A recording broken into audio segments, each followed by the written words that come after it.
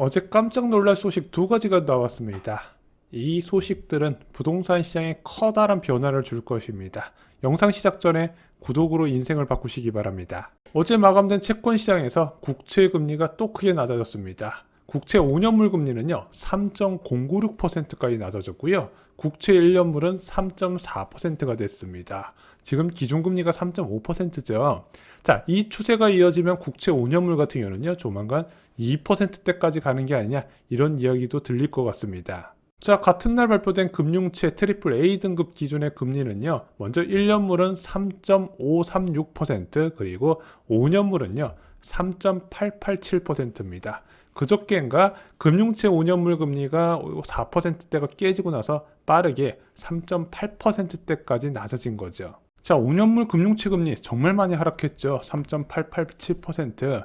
얘가 혼합형 주택담보대출과 그리고 집단대출의 이제 기준금리가 되거든요. 자, 근데 최근에 이 금융채 금리가 낮아지다 보니까 최근 혼합형 주택담보대출 상품은요 금리가 4.08%에서 4.3%까지 존재하게 됩니다. 그래서 요즘 고정금리로 대출받는 분들 많이 늘어났어요. 그래서 빠르면 이번 달 중에 3%대 주택담보대출 상품이 출시될 가능성도 나오는 겁니다. 현재 가장 낮은 데가 K뱅크의 4.05%거든요. 자, 근데 이것의 기준이 되는 5년물 금융채 금리가 지금 지속적으로 낮아지다 보니까 진짜 3% 얼마 안 남았다는 얘기가 부동산 커뮤니티에서 계속 나오고 있습니다. 이 3%대 주택담보대출 금리는요 부동산 시장에 큰 영향을 주게 됩니다. 생각을 해볼게요. 여러분들이 집을 사는데 대출금리가 4.1%라고 합니다. 높은 것 같죠? 솔직히 4%대면 과거에 비하면 굉장히 높은 수준인 건 맞아요. 근데 3.9%라고 합니다. 느낌이 좀 다르죠? 자산시장에서는 이런 식으로 금리의 앞자리가 바뀌는 것에 주목하실 필요가 있습니다. 이것은요, 아파트 매수자 수요 확대를 의미하게 됩니다. 수도권 아파트 시장은요, 이런 금리 변화에 빠르게 반응을 하게 됩니다.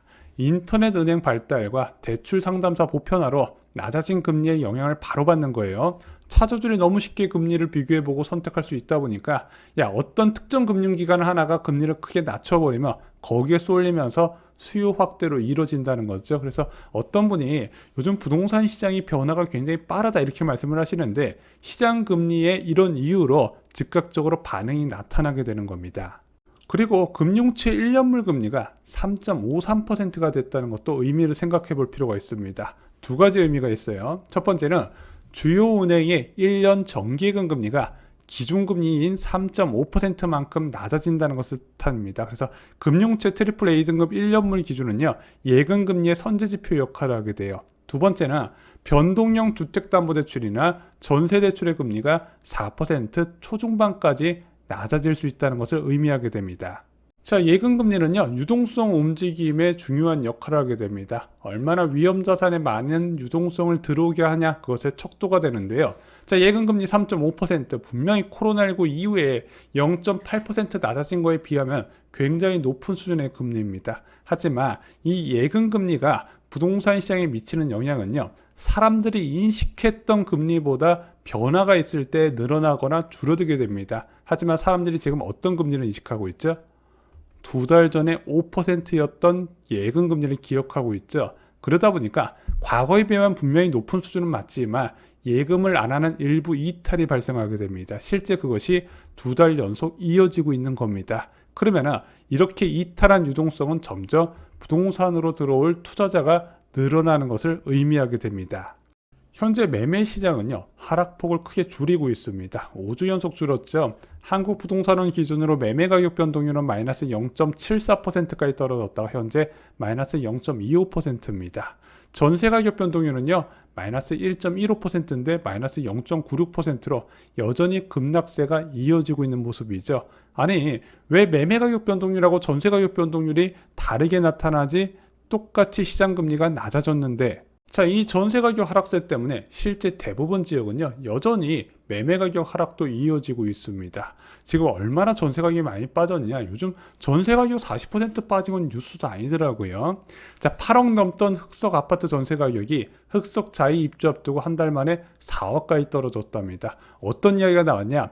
흑석동의 빌라보다도 아파트 전세가 싸다는 이야기가 나왔어요. 자, 그래서 전세 가격이 계속 떨어지기 때문에 매매 가격 약세도 지속이 되고 있습니다. 이번 아마 부동산 시장 상황을 보시면서 전세가 얼마나 큰 영향을 미치는지 이제 다 아실 거라고 생각합니다. 전세 가격이 하락한다는 것은 투자자가 감소한다는 걸 뜻하고, 전세 가격이 하락한다는 것은 실수자도 감소하면서 급매물을 늘리는 효과가 있다 말씀을 드렸죠. 지금은 부동산 시장은 전세가 지금 좌우를 하고 있는 겁니다. 왜 시장 금리가 낮아지는데 양극화가 뭘까요? 시장금리가 대출금리에 빠르게 적용되는 대출 상품이 있습니다. 혼합형 주택담보대출 상품이에요. 얘는 최근에 시장금리의 하락에 이 금리도 같이 낮아지다 보니까 요즘 수요가 많이 늘었고, 이것이 매매 수요 증가에 역할을 하게 됩니다. 하지만 시장금리가 대출금리에 천천히 반영되는 상품이 있어요. 변동형 주택담보대출과 전세자금 대출입니다. 얘는 코픽스 금리에 연동이 됩니다. 최근 한 달 시장 금리는 정말 크게 낮아졌습니다. 그래서 주택담보대출에서는 금리가 낮아진 게 체감이 되는데, 일반적인 전세자금 대출 금리는 여전히 높은 수준이라는 게 대부분의 생각입니다. 그래서 주요 은행 대부분 여전히 5%대 전세자금 대출을 제시를 하고 있어요. 대부분 코픽스 금리와 연동이 된다는 겁니다. 이 코픽스 금리는요, 매월 15일에 발표가 됩니다. 그래서 15일날 쉬는 날이면 16일날 발표가 되는데, 최근에 발표된 신규 취급액 기준 코픽스는 4.29%입니다. 현재 예금금리가 3.5에서 3.6% 수준까지 됐기 때문에 앞으로 1, 2개월 정도 0.6%포인트 정도 낮아질 가능성이 있습니다. 이미 단기 코픽스는 그 정도까지 빠졌어요. 자, 그래서 전세대출금리가 4% 초반 좀 싸면은 3% 후반이 보편화가 되려면 아직까지 시간이 더 필요하다는 것을 의미합니다. 그래서 지금 시장금리 하락에 주택 매수 수요는 좀 늘어날 수 있었지만 여전히 전세 수요가 늘어나는 것은 약간 제한이 되어 있다는 거죠. 그리고 정부가 야심차게 꺼내는 고정금리 전세자금 대출, 아직까지 세부 요건이 확정되지 않았습니다. 일부 은행에서 출신을 했어요. 자, 금융위원회의 발언을 좀 들어보겠습니다. 현재 고정금리 전세자금 대출 확대를 위해 세부 요건을 주택금융공사와 은행권과 협의 중이다. 하지만 구체적인 참여 은행 수나 대출 요건 등은 아직 확정된 바 없다고 밝혔습니다. 그래서 이것도 이제 특례 보금자리론처럼 금리가 굉장히 중요한데, 얘가 3%대가 나오면요, 전세 수요 증가에 큰 역할을 하게 되고 게임 체인저 역할을 할 가능성도 저는 있다고 보고 있습니다. 아직 전세 수요 회복에는요, 한두 달 정도 시간이 소요가 될 것으로 보여집니다. 자, 이 기간 동안 1분기 입주 물량 영향이 감소하게 될 겁니다. 일반적으로 1월 달부터 3월 달은 원래 입주 물량 증가로 전세 가격 약세를 띠는 시기이기도 합니다. 근데 이번에는 개포 지역 입주 물량이 3월 말까지 4월 초까지도 영향을 줄 수 있을 것으로 보여집니다. 그리고 한두 달 정도 지나면 전세자금 대출 금리가 사람들이 수용할 만큼 3%대도 보이지 않을까, 저는 이렇게 보고 있지만 4% 내외에서 결정될 것으로 보여집니다. 이렇게 된다면 빠르면 4월부터 전세 시장이 하락을 멈추고 회복할 것으로 보여집니다. 그러면은 이 전세 가격이 회복될 때 누가 들어온다 말씀드렸죠? 투자자가 들어옵니다. 근데 낮아진 예금 금리에 따라서 투자 수요가 꽤 들어올 수가 있다고 보는 겁니다. 지금은 일부 실소자만 사고 있지만 이때부터 투자자도 같이 가세를 한다는 겁니다. 영상을 제작하는 동안 큰 사건이 하나 터졌습니다.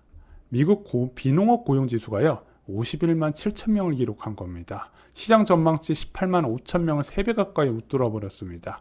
미국 실업률은 3.4%였습니다. 이전치 3.5%, 예측치 3.6%보다 한참 낮았다는 거죠.